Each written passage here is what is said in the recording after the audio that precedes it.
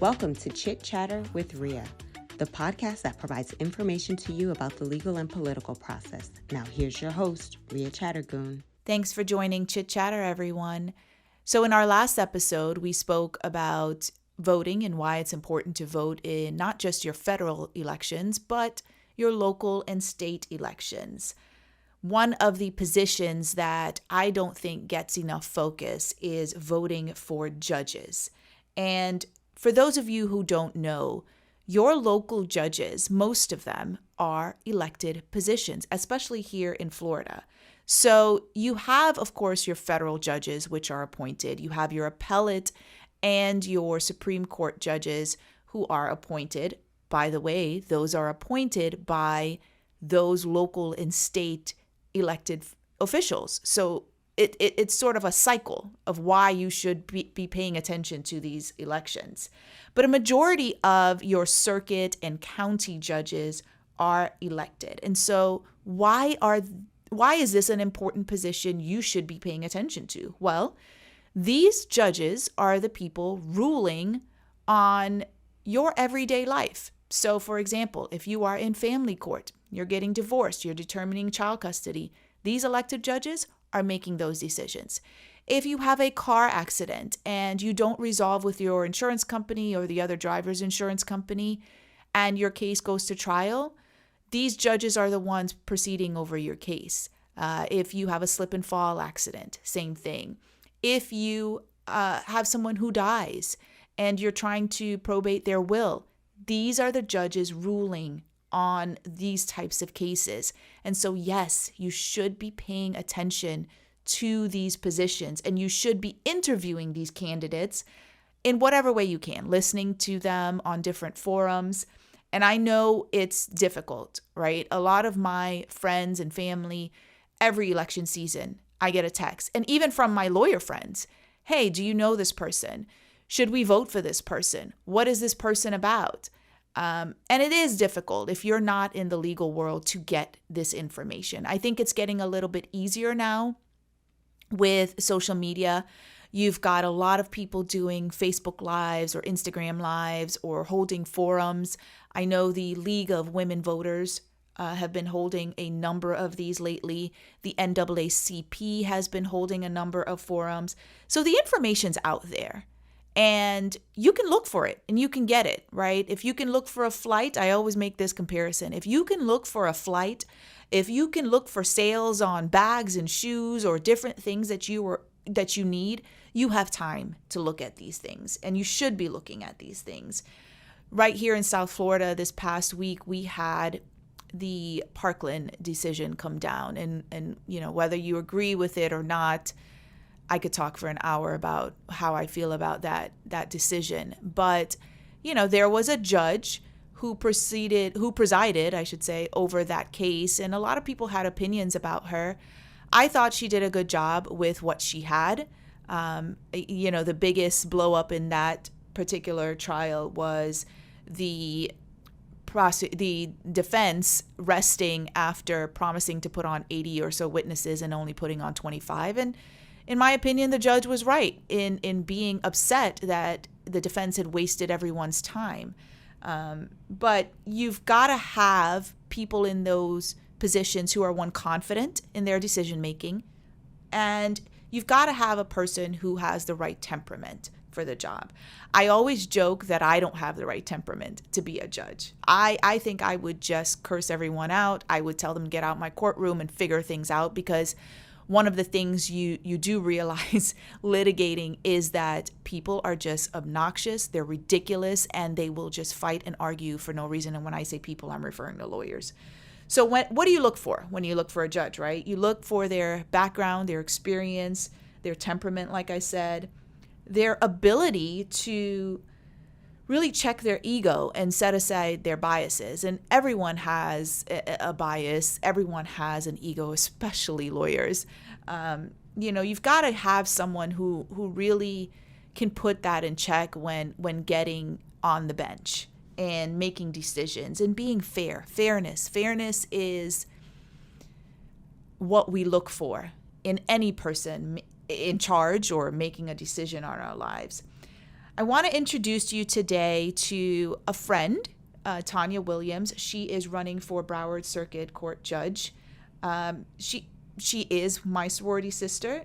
Before I found all of this out, though, before I found out she was my sorority sister, before we became friends, I should say, I took one of the workshops that she's offered. She is an evidence whiz. That's how she's known in the community. And she offers these workshops, and you'll hear me talk about it on my interview with her. But I was getting ready for a trial because of COVID. I hadn't tried a case in so long, so I was just feeling a little shaky, decided to take one of her workshops. And, she reminded me of this one rule that actually helped win a trial. So, for that reason, I think she is going to make a great judge, but also because she has the right temperament, her heart's in the right place. But I am biased. She's my friend. She's my sorority sister. So I want you to hear a little bit from Tania herself, and I hope you enjoy this interview. All right. So with me today is Tania Maria Williams, who is running for Broward Circuit Court. Tania and I are friends. We are Saras. And before that, I will tell you, I took one of Tania's courses on objections and hearsays right before one of my trials last year, because I hadn't tried a case in so long because of COVID, and I just felt myself out of my element. Actually ended up taking the course. What I learned in the course actually helped me win that trial. I'll say it today. I'll say it for the rest of my days. I know that's what helped win that trial, because there was a specific element that she talked about in that CLE and in that course that helped me remember the actual rule. So I introduced Tania Maria Williams. Tania, how are you today? I am well. Thank you so much. It is so good to be here. Thank you so much for having me. Well, thank you. Thank you. I know you're on the campaign trail, and I know it's exhausting. How's that going? Listen, so I told myself I was going to stop saying it's exhausting, so it would stop being exhausting. Like if you don't put it out, attract the energy. Right. You don't put it out in the atmosphere, exhausting won't come back to you. And I ended up getting some rest the hard way because I got COVID for the first time. After 2.5 years. 2.5 years. I was like, really? This is just disrespectful. Like, I don't understand. So I ended up getting some rest. But no, it's good. There are a lot of things I've learned on the campaign trail that, I probably wouldn't have known about. Different organizations, different ways to be in the community. Because, we'll talk about it, but I focused on the legal community for most of my legal career. But I'm seeing a lot of ways now that I can probably actually affect my local community in good ways. And I'm kind of excited about that. The only thing is I've met so many people, and I used to be really good at remembering faces and knowing exactly where I met you. And now I can't. Now you can't. Meeting so many people. I've seen so many people in so many different places. I'm like, I don't remember where I saw. But that's great though. I mean, you and I have talked about this offline, but people don't get to meet judges, right? Sure. Unless you're part of the legal community, you're not in the circles with those people who are running for office. You're not in, the rooms, the bar events, etc. that are. I mean, most of my friends who are not lawyers, every election season say to me, well, who do I vote for judge? And I send them a list and they just vote for them. That's it. Every election season, I'm like, you may want to look into because who I like and the values I may have may be different for you. You may be looking for someone different. Right. But the response I always get, and the reason this podcast was born was because, everyone's like, well, where do I look for the information other than their website, which is so biased, right? Where am I going to look for this information? And so I think, with the birth of social media, I know you've done a couple of live Facebook events, Instagram lives. People are having a little bit more access. I chose the podcast route because people can put in their AirPods and listen while they're doing something else and get to know someone. So with that said, tell me, I mean, I know a little bit about you, but tell the audience a little bit about yourself, where you're from, your background, why you chose to become a lawyer, and now why you're trying to become a judge. Okay.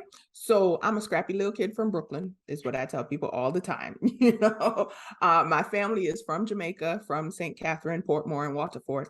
But I'm a scrappy little kid from Brooklyn. That's where I grew up. I went to a boarding high school in Connecticut. Which boarding school did you go to? I went to Canterbury. Oh, I didn't know that. Yeah. Oh, okay. Because I on full scholarship, because we had 2 cents, but I went there because the high school I was zoned for had a very high murder rate. Great. Yeah, it's fabulous. It's fabulous. So I went to a boarding high school in Connecticut. And my mom moved to Florida my last year of high school, but of course I finished out where I was because that's where I lived. Right.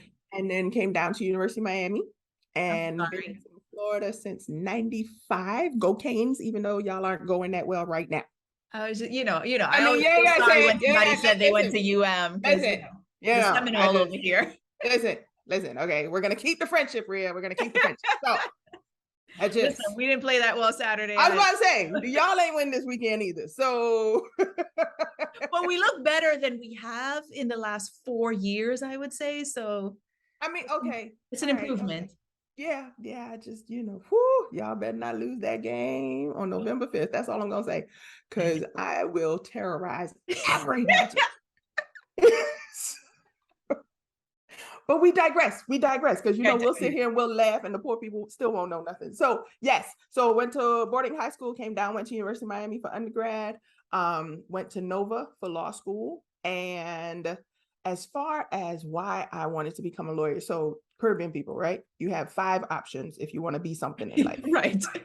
It's 5. I had 2. I had become a doctor or a lawyer. 5 total. So it was lawyer, doctor, teacher, accountant, or nurse. That's it. Them your options. So I just happen to want to be one of those things. So I lucked out that way. Right. I don't know why I wanted to become a lawyer, but that's just what I wanted to do. And my mom will tell you that I used to stand there and argue as to why I should not get in trouble for the other 2. And I was like, well, y'all always put me in trouble for the other 2 because somehow I was supposed to watch them even while I was peeing. Like, I don't understand how I'm in the bathroom, they do something and I'm in trouble. Like, You're the oldest? Yeah. You're the oldest. Yeah, that's the explanation. But how that makes sense? Like, I'm supposed to hurdle them into the bathroom with me? Like, I can't watch them all the time. So I'm the baby, so I got away with all this stuff. Right. No, I was the oldest. So yes, so I would argue why I shouldn't get in trouble. Sometimes I'd argue why none of us should get in trouble. But yeah, I've just always wanted to be a lawyer. That's what I wanted to do since I was 5. And as far as becoming a judge, that desire came when I was 11. Because at 11, I'm sitting in the back of a courtroom in Connecticut with my mom and my 2 sisters. They're 5 and 6. My mom's 29 years old. And my father is standing at the podium as a defendant. And the judge looks at him and looks at us and says, Mr. Williams, I know you want to go home for Christmas. I see your family back there. And I know they want you home. But that is not going to happen. That is literally what he said. That is one of the only things I remember from that whole ordeal. I didn't even know it was a bond hearing until I was an adult. Oh, it was a bond hearing. It was a bond while we were sitting there. Wow. And we were asking for a reduction in the bond. And he was just like, no. And I understand now the considerations that the judge had, because we're from Brooklyn. We're sitting in a courtroom in Connecticut. Likely, had you let him walk out, he wasn't coming back. Right.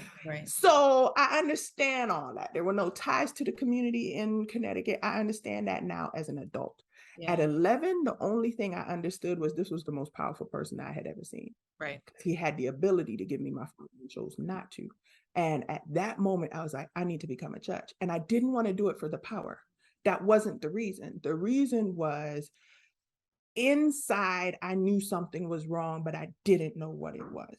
Mm-hmm. And I know now it was that you had a better way to do what you needed to do. And I should never have had that feeling at 11. So I decided that the next little 11-year-old girl, if I can help it, would never have that feeling. And she'd be able to see herself sitting on that bench. Right. So that's why I'm here. And so you went on, you were a public defender. Prosecutor. Prosecutor. I started as a prosecutor in Orlando 20 years ago now. I can't even believe it. Wow. I'm like, oh my goodness. And I started in Orlando because prosecutors make $5. Because I went to law school to be Jack McCoy. I just didn't know Jack McCoy made $5. Right. Nobody told me that. So I was just like, yes, this is what I want to do. I was watching Law and Order ever since I could remember. And then I went to law school and it totally spoiled it for me because now it's like, you can't do that. You can't do that. Yep. Law school totally spoils everything for you. So, but I still wanted to be Jack McCoy. That's what I wanted to do. And it's funny because whenever I did, the on-campus interviews that people would do, I'm going into these big firm interviews, first of all, not knowing anything about how this process really works because I'm the first one doing it.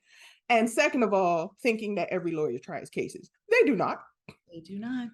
So I'm like, yes, I want to be a trial lawyer. And I remember one guy, and I won't say the firm because I remember which firm it was, but I won't say. He said, I've been an attorney for 9 years and I've probably done 4 trials. And I looked at him like, why? Because my face tells you everything I'm thinking. Right. And he was like, so, what do you think about that? And I'm sitting here trying to figure out what am I supposed to say? Because what I'm thinking is why? Why is that all that you've done in 9 years? Right. Now, I understand civil and criminal are different. And yes, in civil, it's a business decision and most things do settle. In criminal, most things settle as well. But still, even with most things settling, I tried 70 some odd to 100 cases before I walked out the state attorney's office. Yeah. So I mean, that was the benefit of the state attorney's office, right? Or the PD's office. I mean, I remember someone giving me those options. It was like, you want to be a trial lawyer, that's what you need to do. And I said, but I can't make $35,000 a year with $100,000 worth of student loans. I got to go work for a big firm. Like, this is what I have to do. Fortunately for me, I had a great mentor. He actually was a PD. And so he was the one trying cases in the firm. And I just kind of latched onto him and nice. And I went to every trial with him. I mean, I still didn't try 67 cases, but I had more than a second year. Exactly. At a big firm. So, but I don't think people understand that. I don't think, I have a couple of opposing counsels right now, and I could tell they haven't tried more than 2 cases in their entire 20-year career. Like, and I'm like, that's if they're lucky. Right. Right. And I'm talking some big firms making $600 an hour. And, I want to say, does your client know you haven't tried that many cases? Of course not. What do you mean? We've touted all the litigation skills and the decades of trial experience among all our firm members. Right. I remember there was one time I was interviewing for a job in California because at one point I went out to California because I was going to go walk the red carpet with Will Smith because that's what entertainment lawyers do. That is not what entertainment lawyers do. And yes, this is before he was slapping people. But some people deserve to get slapped, though. I'm not saying it's right or wrong. I'm just saying some people deserve it. Don't comment on that. Don't comment on that. Chris Rock had a bit on O.J. Simpson where the whole punchline was, I'm not saying he should have killed him, but I understand. Right. Right. There's sometimes hence why I don't feel sorry for Chris Rock, but it's like I'm not condoning the conduct, but I understand. I understand. So, but yeah, so I went out to California and I was interviewing for a position and I had tried more cases, Rhea, than this entire firm put together and still couldn't buy a job because he was like, well, would you be able to do a deposition and this, that? And for the longest, I actually thought, or rather, let me rephrase, I doubted my own trial skills because I kept hearing that civil and criminal was different. And yes, okay, I've done criminal, but I haven't done civil and this, that, and the other.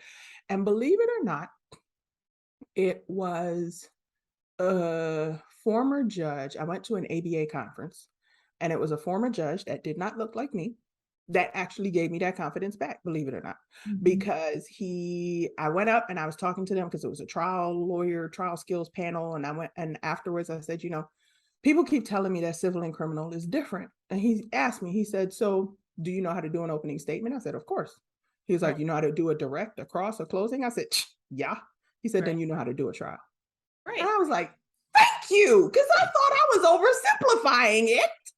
And he said, here's the difference between civil and criminal: length of time.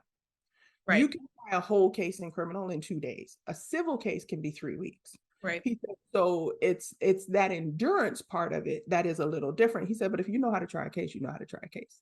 Right. I was so grateful for that, because, you know, I'm sitting here just like, well, maybe I'm missing something. No, people were trying to talk down your skills. And I know what that is. And that's what that feels like. So, yes. And especially, you know, being women in this industry, right? Right. So, but I also realize that sometimes when faced with someone who has done what you have not, you have to find a way where you're still relevant. Right. And it's like, okay, well, but you haven't done this. And it's like, okay, you don't think you could teach me that? So sometimes we're so caught up in this is the way it's always been done that we can't step outside the box and say, okay, I have somebody here who has more trial experience than this entire firm put together. Let me teach her how to do a depo.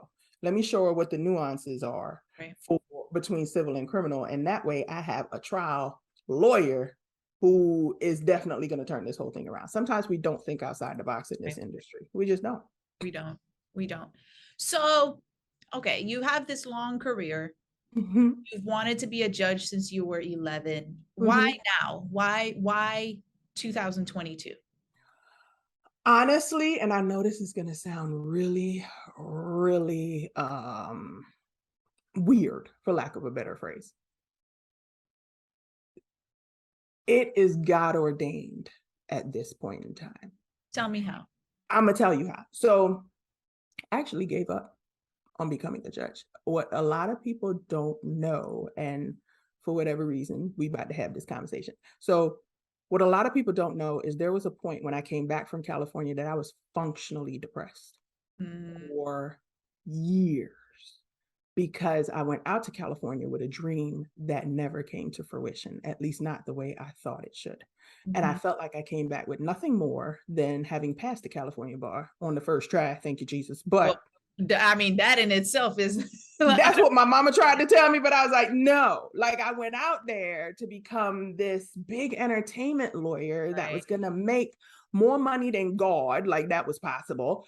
And none of that happened. Like, I was in California for a year. Well, I did my LLM for the first year, and then it took me another year to get gainfully employed. Like, I was working as a leasing agent with 2 law degrees. So it really, really messed with my theology. Right. Because I spent 3 years out in California, and I was coming back to Florida with nothing that I thought I was going to do. And I never even thought I was coming back to Florida. I was moving out to California, start my whole life out there and all that fun stuff.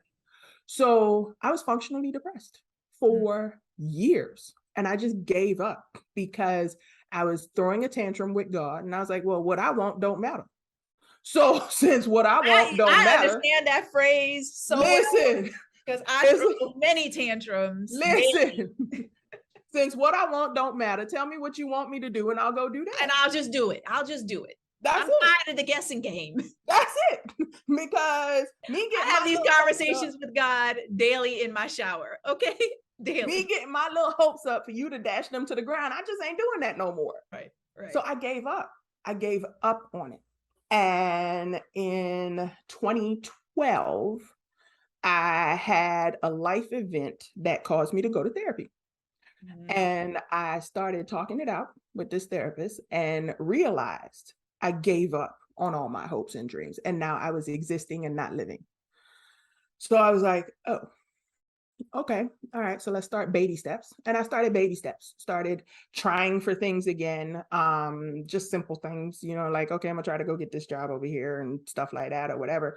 But started trying for things again. And then certain things started falling in place. There were still trials and tribulations, because as long as you got air in your lungs, there will always be trials and tribulations. Correct. But then I was working at the state attorney's office here in Broward, hiring and training the prosecutors.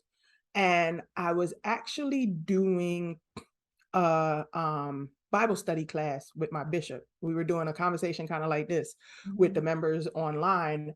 And I said it to him. I said, I should have been a judge 10 years ago. If I knew then what I know now, I would have stuck it out at the state attorney's office. I would have done some things differently, but I didn't understand that because I was 25, 26 years old with no guidance.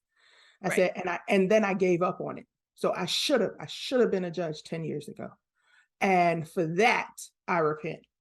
And I don't know how to explain it, Rhea. I swear to you, it was within days, if not weeks, of making that statement. A friend of mine calls me up and she's like, there's going to be an open seat. Do you want to try for it? And I was like, I'm sorry, what?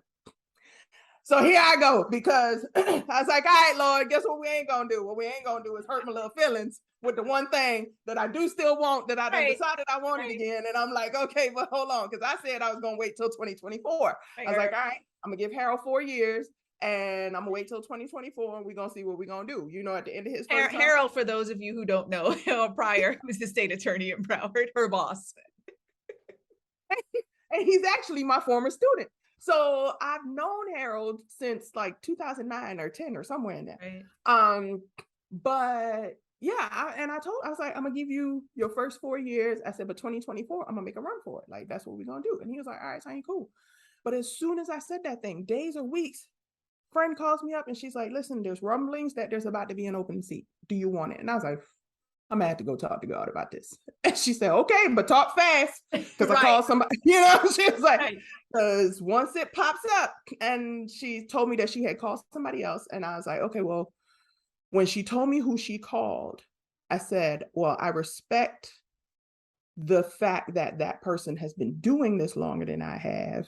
They have ties to the community more than I do. I said, so I'm gonna go talk to her. And she said, okay. And I said to God, I said, listen, if I'm supposed to do this, when I talk to this person, they're gonna tell me they're not gonna run. And I swear to you, that is it. Not only did she tell me she was not going to run, she said, Tanya, whatever you need to do, you sound like you're ready to do it. You got your family support. I'm not. Go for it. Oh, wow. And whatever questions you got, I'll help you. I was like, what? So I'm sitting here and I'm like, okay, Lord. I mean, I know that's what I had said, but let me make sure you really mean this. So yeah. Right. Because now you're getting your answers. And yes. Yes. It's like, oh, wait, hold on, wait. You answered that quicker than I thought. I mean, because I had never met this person before. This is our first. Oh, I thought it was someone you knew. No, had never met her before. I just knew of her and knew of her family and was like, okay, listen, I'm just being honest. This is who I am. I'm a straight shooter. If you're going to do it, I'm going to step aside. Right. And she was like, no, you should do it. I was like, what? Wow. But can we talk about how you have to be in sort of those circles? Because how did your friend even call you to say, Tanya, there's an open seat? I mean, I'm a lawyer in Broward. Right. No one's calling me for, well, people have, but correct. I have I don't have the temperament to be a judge, right? Like, I understand that about myself. Right. I want to see good people on the bench who have the temperament, who understand the rules of evidence, who can make decisions that are right for the community. I'm not one of those people, right? So, but I also do know a lot of lawyers who don't even know the process of That's true. How you run for a judge, how you even get selected for these positions. What is the JNC, the Judicial Nominating Committee? What are these things? A lot of people just don't understand what that is. Thankfully, you're in that circle. Okay, so you get your answer from God. Yep. And I said, okay. And then there were a couple more things where I was like, okay, before I understood the rules, so I just want to put that out there, I did not actually accept the money. But my sister, who I love her to death, but she's not easily going to part with a large sum of money. You know what I mean? And she said, T, listen, because there's this concept that, you know, if you put in a sufficient enough amount of money, you might be able to deter people from filing or whatever. So I told her, and she said, all right, I'm gonna give you $50,000. And I said, I'm sorry, what? I was like, okay, sis. Huh? So, and like I said, I never took the money because we're not allowed after I looked at the rules or whatever. But the fact that she was willing to part with that, I knew that was also God. Right. You know what I mean? And I said, okay, all right, you serious about this? And you God. Now you God, yes, you God. You're serious about this. You like, I'm not crazy. And there was just something in me that clicked and was like, this is it. Yeah. Like this is it. This is your time. Let's talk a little bit about the money. Okay. Right. Because there are certain rules. You're only allowed to contribute up to $1,000 per campaign, per individual. Per individual or business, right? Or business. And so, you know, I have this conversation with my husband all the time, fellow Jamaican, of course, that he just doesn't understand why people are allowed to contribute to judges campaigns specifically, because you know, you feel like you're almost buying a decision or buying a judge, right? I mean, that's, and I will tell you, having spoken to a number of non-legal people, that has been the consensus. It's just, why should we be contributing to these campaigns, or why is anyone contributing? And I got to tell you, you know, being in the legal field, having dealt with some judges, I see how they treat the different, you know, larger firms, attorneys who come in from those firms differently in their courtroom. Right. When you're litigating a case, I don't know that they are specifically doing it, or if they just, I mean, they're human, right? They're human. And so, you know, I have contributed to your campaign, right? We are friends. We are sorors, right? We have that familiarity with each other. So if I come into your courtroom, people may sense that. And so, you know, is that what I'm sensing from the other side, or is it a campaign, or is it, you know, is it money in there? Right. How do you feel about money being donated to judges? So, because you can't run a campaign without the money. And that's exactly what I was about to say. I wish we didn't need it, but we do, you know, because unless which I did not have, there are some people who do have, unless you have $100,000 that you can just dump into a campaign, you need people to donate to you, because it does take $100,000 to run a campaign. If you don't have the connection that you need in all parts of the community, because think about the fact that Broward has 2 million residents and 1.2 million voters. How am I going to reach all those people? Right. You know, so you have to, I've seen people run campaigns on less, you know, I know people who are elected judges right now that ran campaigns on $50 some odd thousand or $30 some odd thousand, but they got a lot of in-kind donations too. What does that mean? An in-kind donation. Tell people what that is. So an in-kind donation is, for example, I need to put up signs and you tell me you're going to donate the signs. Gotcha. So they have situations like that where people, it's still capped at the $1,000, that donation, but if I can get somebody that's going to donate me $1,000 worth of signs, that's $1,000 I didn't have to pay for signs. Right. So now I can run a campaign on a lower budget. So there are so many things. Just to give you an idea, I spent $61,000 just getting through the primary, and didn't do half the stuff my poor consultant really wanted to do. Right. So just a mailer alone cost you $20,000. So talk to me a little bit about the primary. Okay. You touch that subject. So for people who don't know, some judge, I want to say positions, you have a primary, and then, you know, some are decided in that primary. Some positions are because of a majority, et cetera. So a lot of people don't vote in the primaries. They don't. And it's a huge problem, because that's where most of these positions are being decided. Exactly. So for example, going into the primary, there were 6 judicial seats to be decided. Right. 3 have been decided. You know, so if you didn't vote in the primary, there are 3 judges you did not choose that are still your judges, you know?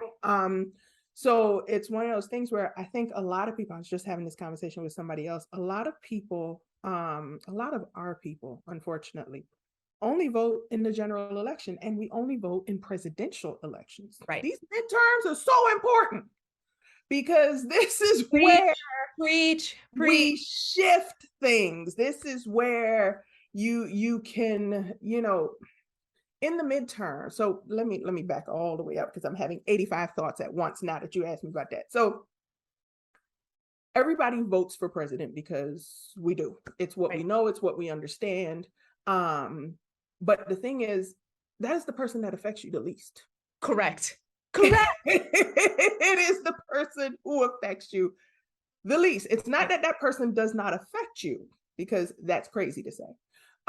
Because that person has the power to appoint Supreme Court justices, as we see. That person has the power to bring, we're not going to talk about that. And we're just going to leave it right there. That person has the power to appoint or to nominate for appointment Supreme Court justices. But even that, nominate for appointment. So who is it that really has the power? Congress. And Congress, half your Congress is being decided in your midterms. But people don't understand that. And I'm like, Congress is who's making your laws. So the laws that are disproportionately affecting you, they're being made by your congressional people. They're being made by your state senators and your state House of Representatives. These people are They're nominating federal judges from your state. They listen, when your president does do a nomination, they have the ability to make sure that nomination never goes through. Ask Merrick Garland. So you know, it's like, that's where your power is really sitting, and we're not understanding that. Speaking of Merrick Garland's not on the Supreme Court because we didn't come out and vote in the midterms, and the Republicans got well, Congress was able to. I'm sorry, let me backtrack. Congress. We'll keep it we gotta keep it nonpartisan. Congress was able to defeat that nomination, because that is the power that Congress has. And we've got similar power in our state representatives and our state senators. And this is who we're electing in our midterms. And one of the things that a lot of people did not understand, and it was something I was explaining whenever I could while I was out there on the trail, this year in particular, every single state rep and state senator was up for re-election. Every single person we have in the federal Congress is up for election because of the census and the redistricting. I talk about that in my previous podcast that's going to air before this, but talk a little bit about how redistricting happened and why it's so important.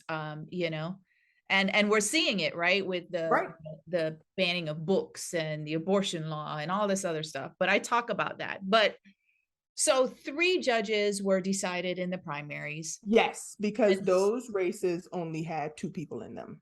So in order to win in a nonpartisan race, you have to get what's called 50% plus 1. So it's not 51%, even though that's what people always say. It's 50% plus 1 additional person. Okay.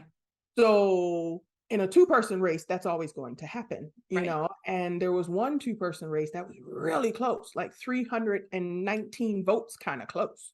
Oh, so, really? Okay. Yes. So that was literally 50.1 to 49 point whatever. So when you say your vote doesn't count, because that's the other thing, because the majority of what we vote in our presidential elections, we're thinking about the electoral process. That's the only time that applies, though. For everything else, it is popular vote. So your vote actually does count for everything else. So yes, 3 races got decided because there were 2 people in them. And then 3 other races, which includes my race, had 3 people in there, which usually they say it's statistically improbable. It's not impossible because it's been but it's statistically improbable for somebody to come out with 50% plus 1 in a 3-way race. Right. So what happens then is the top 2 people go to the runoff in November, which is the situation I'm in. And so you're currently running against Gary Farmer. Yes. Is a former state senator. Yes. I wonder about, and I haven't talked to Gary about his decision to run. But to me, I'm like, what makes you qualified to be a judge? Right? That's my question. I mean, obviously I know you, I know your value, I know your intelligence level. I mean, I'm biased in that aspect, right? I am. I'm very biased because I think you deserve the position, and Broward County needs a judge like you on the bench who can really apply the law and apply evidence. You and I have that conversation offline all the time. Like, I just don't think some of these judges even understand the rules of evidence. It's shocking to me. It's shocking. But I question, Gary gets put, and most judges get put on the criminal circuit first, right? At least they actually put them in family first right now, which is actually scary. Well, from what I understand, and don't quote me on this, because really we go wherever it is the chief judge tells us to go. But in the last couple of years, they've been starting new judges in family because there are no juries there. So you get to learn. Well, that makes a little bit of sense. It does. I know it used to be criminal. Right. And that was a very big concern for people because you're affecting people's lives. I mean, not that civil doesn't affect people's lives. No, but like their freedom. Your freedom. Your actual right.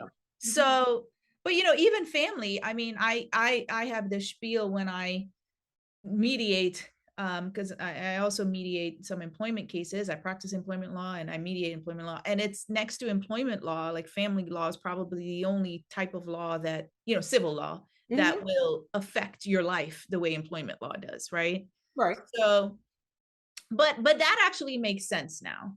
And I'm glad they've made that change. Do you know if Miami-Dade is doing that? I have no idea. I just know that's what Broward is doing. Okay. I mean, that actually makes some sense, but also, there's no, so let's talk about this, right? There is no requirement for a judge to have tried a certain amount of cases as a lawyer. Nope. There is no requirement that a judge have served in some sort of appellate capacity prior to applying to become a judge. There's no requirement that they know and understand evidence. Correct. I mean, I could go on for hours about that. But, I had a conversation with a friend of mine. She's an appellate lawyer, and she's like, well, I don't necessarily know that you have to have tried a case in order to be a judge, right? Right. And my response to that was, maybe for an appellate position, maybe, I mean, that's the only way I would excuse that. And the reason I say that as a person who tries cases is the experience you get from trying a case, from applying the rules of evidence, from knowing how the process works, comes from that trial experience, right? I mean, right. So I've heard it before. I've heard a number of people say, well, you don't really need to try a case to be a judge because it's only a portion of what the judges do. That is accurate, but short-sighted, I think. And the reason I think it's short-sighted is because, okay, fine, an actual jury trial jury trial, because in family law, they do bench trials all the time. Bench trials, right. So if you've never done a trial at all, even a bench trial, well, how are you going to referee this? You know what I mean? How do you know what's right and what's not right? How do you know what's admissible, what's not admissible? So to me, even if you haven't done a lot of trials, it's one of those things where it's like, okay, an evidentiary hearing. Correct. It's a trial. It's a mini trial. What are you going to do? And it's because, I had to tread lightly right now. Right. There is judicial college, and I totally understand that. There are things that will. What is judicial college for people who don't know? Oh, yes. So judicial college is a program that new judges get sent to in January, I believe. It happens a couple times throughout the year because it's a few phases to it. But you get sent to it to be able to understand how to run a courtroom and things like, because even as fabulous as I am, toot, I've never run a courtroom before, at least not a legit courtroom. I've done a mock trial courtroom, and I've been a school board hearing officer. So I've run an administrative hearing, but I've never run a courtroom before. So that's going to be something new. So everybody that's getting on the bench, there's going to be something new for them. So judicial college does help you with understanding the judicial part, how to be a judge. Okay. And I think that's what some people will lean on is, well, you do have judicial college, and you do. I guess to me, it helps with the learning curve if the curve is not that steep. Right. If you already have an innate understanding of the function of a trial, then you understand all the parts and the process that lead up to that. And there are people who, yes, because like we talked about in civil, it is hard to go to trial. And they understand depositions and all that stuff and everything leading up to the trial. But I just feel like if you have a more well-rounded understanding of the courtroom, you'll be able to move it more efficiently. Because if I don't back you up though, because in the civil world, most cases don't get to trial, but most cases, the way you get before a judge or the reason you get before a judge is basically dealing with discovery issues. Right. Exactly. And so knowing how to apply evidence or knowing what's going to be admissible in the future, or, what may come in, what the rules of evidence still apply in that particular area. And that's where I found some of the judges I'm before are lacking, because I'm having to explain to them during that discovery process why I'm entitled to information, et cetera. So I do think it plays even before, getting to the trial portion, which is true. And after that running a courtroom. Like the last trial I had, the one I give you all the credit for, was for Judge Khan in the federal district, who I adore. He's one of the best federal judges, just the best temperament for a judge. He's one of the reasons I say I could not be a judge, because he's just so calm and such a gentleman. And I just feel like I would have lost it during the trial that we had. But, I lost my train of thought there, but I was saying, like, you were talking about the evidence and the things. Right. But he had such experience. Right. Not just running a trial, but he himself was a trial lawyer. And I think that just something, now I'm not saying every single judge has to have the experience, the 20-year experience you have. But some basic knowledge. I will tell you, I have found the Broward judges to be lacking more in that area than Miami-Dade or West Palm. And so here's the thing I'll say, because I'm not going to touch that part, but no, you're not going to, I don't want you to, which is why I want people to start paying attention to these elections though, because, and deciding who to vote for based on experience. And here's one of the things I'm learning, as I go through this process, actually. So we're all lawyers, and we're all lawyers that lawyer differently. And until we get into the position of judge, we're just lawyers. And whoever I am as a lawyer, a part of that is going to carry into, a big part of that is going to carry into my position as a judge. Because whatever I already understand or don't understand, I'm still going to understand or don't understand on the bench. One of the things that I tell people whenever I'm asked questions is, the last place I want to go is probate. You know why? Not because I have an issue with probate, but because I know nothing about it. So I feel like it would be unfair to those litigants to have a judge on the bench who knows nothing about the topic that you're litigating. So, but that happens because you have people who have no criminal experience that end up on, because it's a rotation. That happens. And that's why somebody had to tell it to me, because you know me, Rhea, I'm humble to a fault. And somebody had to say it. They were like, Tanya, you don't understand the broad experience that you have. Right. Because going from civil to criminal or criminal to civil, either way, it's not easy. It's not. And sometimes when a judge goes from one area that they have experience in to an area they have no experience in, there is a very steep learning curve. Right. So it is one of those things when people are trying to figure out who to vote for. Yes, look for the broadest experience, because then you know wherever they put this person on the bench, they'll be able to do the job. Right. Right. You know, so but people aren't humble like you, right? And people no. and people think they can do anything. Yeah, they can do anything. And listen, I applaud that to a certain extent, right? But there was, to give an example, there was a couple of federal magistrates position open. I practice mainly in federal court, but a lot of my friends were like, Rhea, you need to apply for this position. You need to apply for that. I was like, I have no criminal experience, right? And it's mixed. Most of the magistrates do bond hearings. They, Yep. you know, some of them do sentencing, depending on if the district judge gives it to them. Yep. I'm not comfortable with that.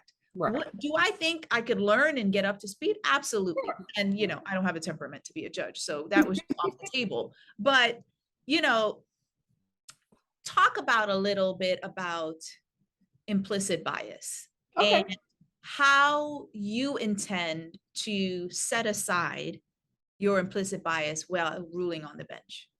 So, and can you? Well, technically, implicit bias is just that. It's something that sometimes you don't even know it exists, right? Because it's in your blind spot. And there are so many different types of implicit bias. Whenever we talk about bias, people automatically go to racism. Racism is a form of bias. That is correct, but it's not implicit. It is very explicit. Right.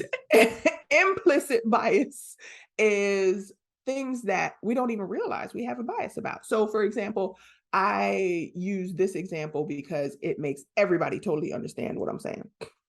When we talk about alimony, if I tell you that a woman comes into family court and she's asking for alimony because they've been married for 12 years or 15 years or whatever, and she thinks that, you know, based on the life that they've been living, she should be getting $1,500 to $2,000 in alimony every month, everybody's like, all right, let's figure out the numbers. If I give you that same scenario, I tell you that somebody's coming into family court, they've been married for 15, 20 years, they've been the stay-at-home parent the entire time, and based on the standard of living, they think they should be entitled to $1,500 to $2,000 a month. But then I pull the Matthew McConaughey and I say, but imagine he's a man. Now folks are like, wait, what? Right. And what list him need for go work? Blah, blah, blah, blah, blah. You know what I mean? Right. A man asking for alimony, we just think that, no, that's not how, that is an implicit bias.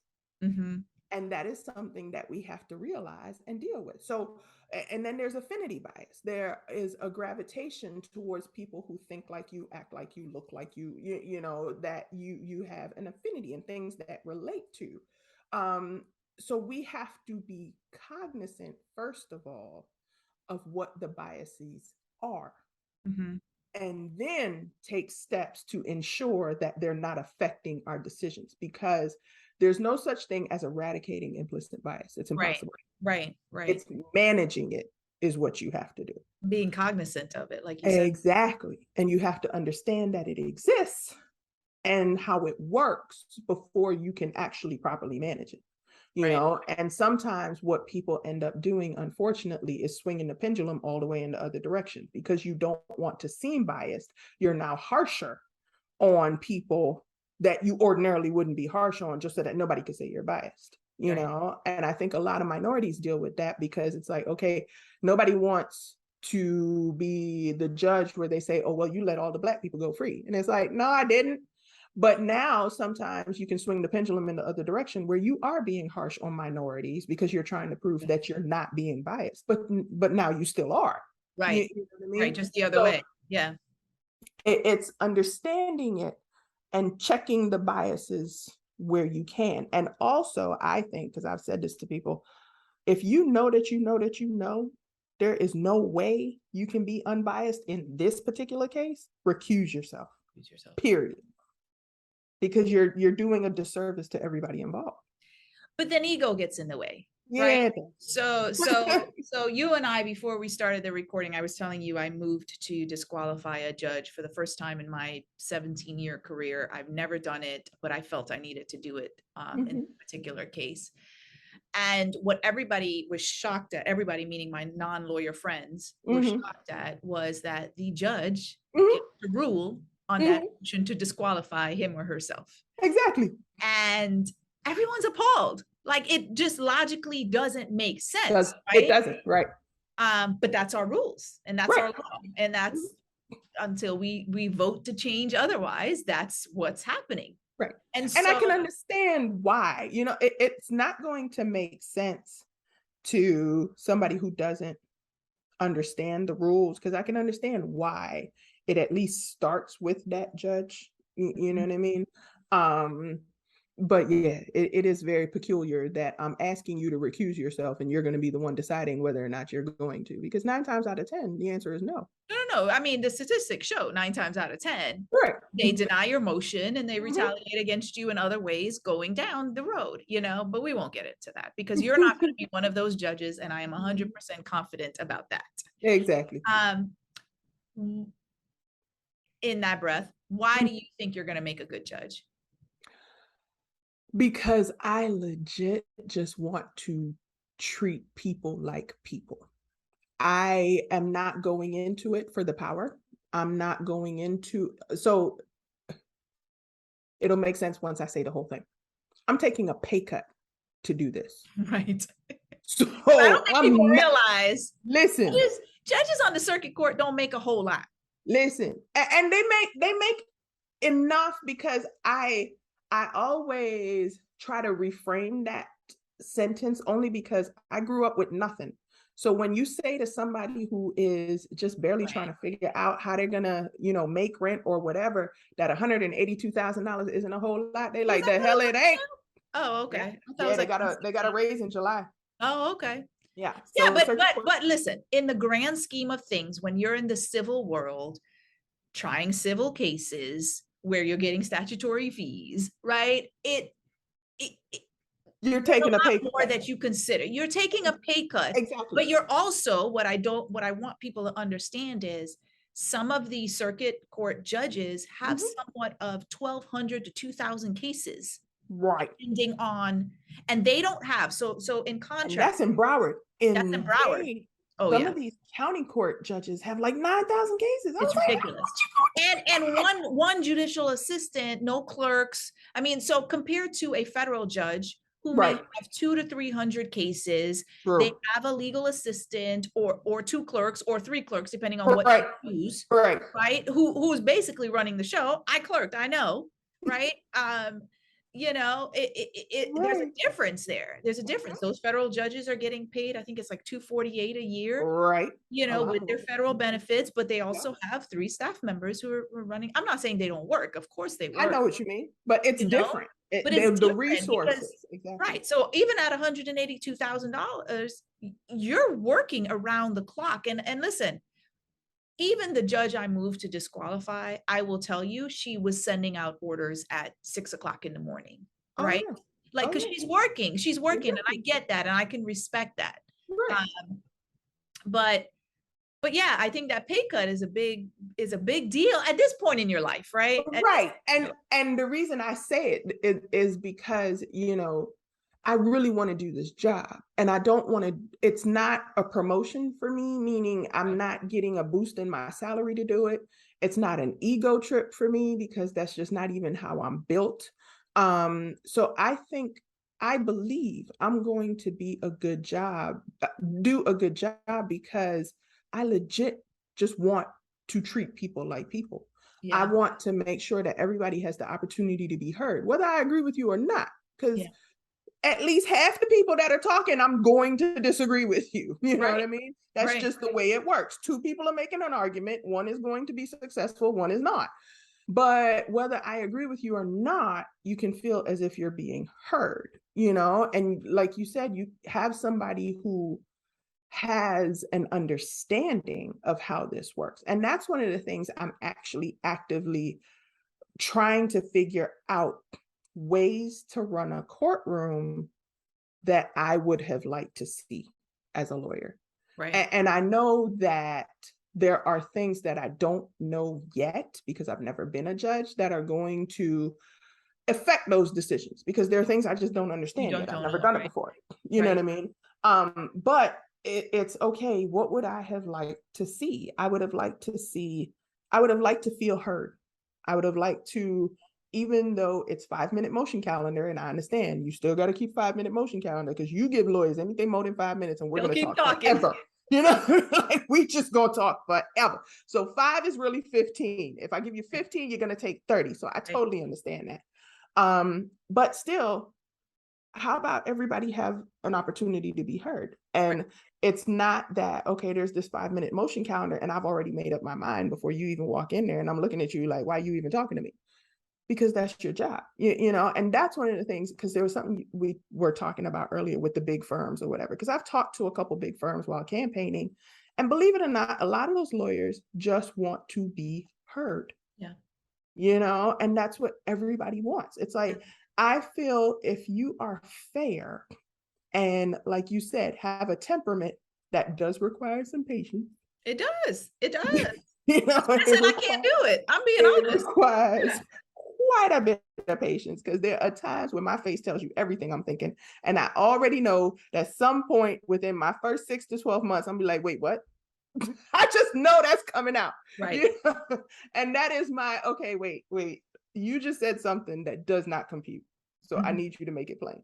But taking the time to do that, you know, and I think because I am looking at it from a different perspective, and that's one of the reasons why my experience at 11 now really, really factors in. Because for lawyers and judges, when we walk into a courtroom, we're just going to work. That's all it is to us. It's a 9 to 5. You know what I mean?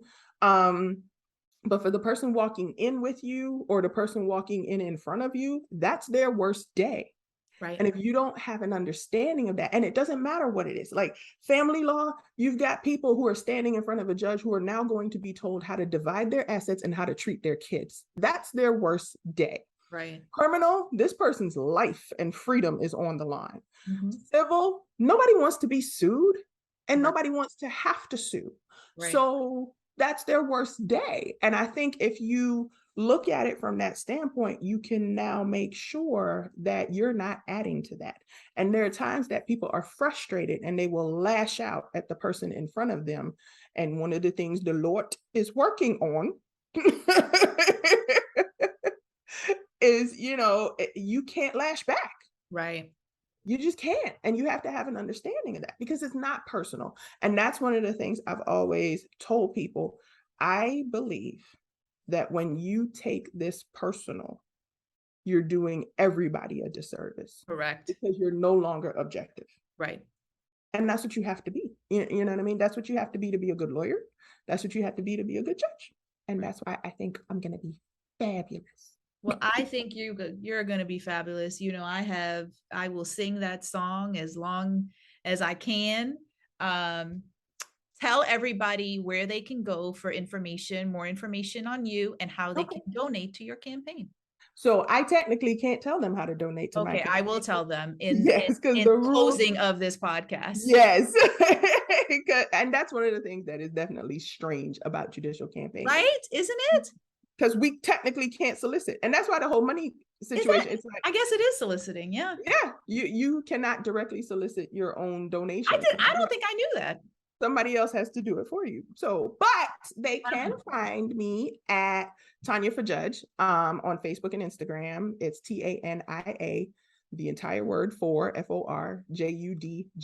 So Tania for Judge is everything. That's Facebook, Instagram, and it's the website, TaniaForJudge.com.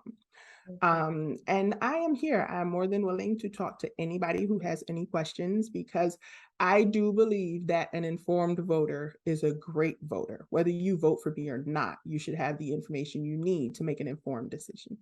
Absolutely. Well, sis, thank you so much for your time. I wish you nothing but luck. I will be campaigning for you. Yes, ma'am, because we're going to make you a pole dancer this time. You're going to make me a pole dancer. Yes.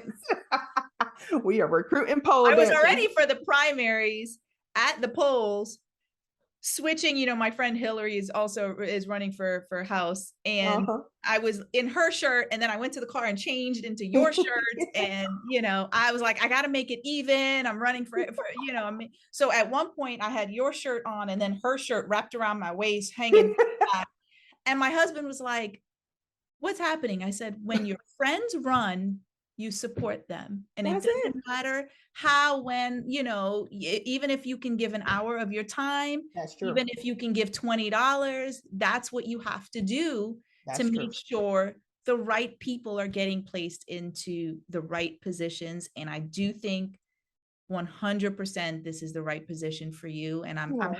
I didn't hear your testimony of why before. I think this is the first time I've heard it. So that's confirmation. It's on the website, so people can, go and get the entire thing that I put on the website. You're just going to call me out that I didn't go on your website? No, that was what I was saying. I was doing what we do at the end, right? Where we tell the people, yes, you can get more information on the website.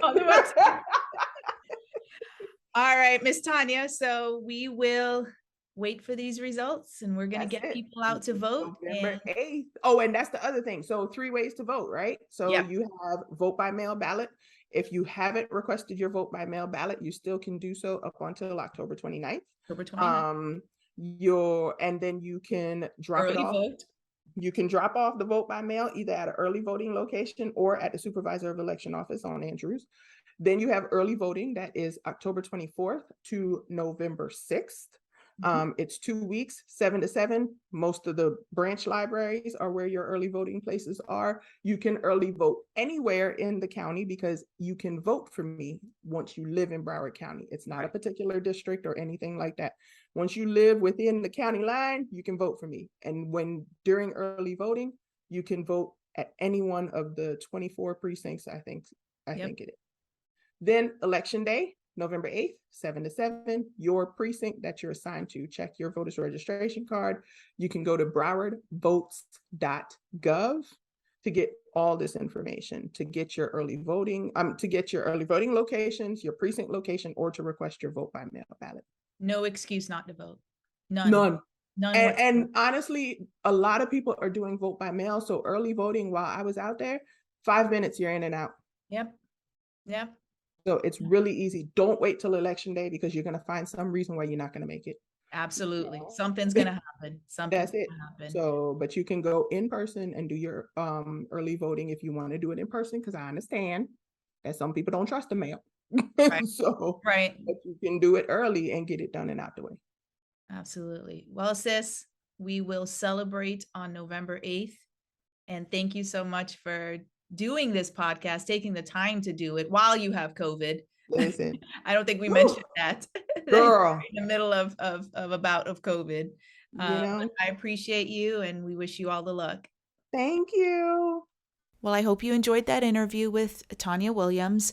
I also hope the interview gives you some tips on what you should look for when trying to decide who to vote for a judge. If you have any comments, questions, suggestions, please feel free to DM me.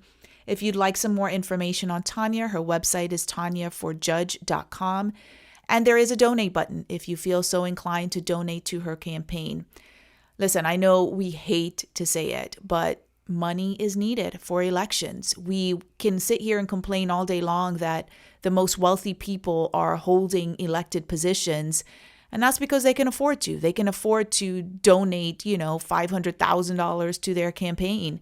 And it helps get them elected because there's more visibility. So, when you see a candidate that you like, that you believe in, if you have $5, $10, donate to them because they need it. They need it to get the word out there, to get their names out there, to get on the right positions to help us in the future.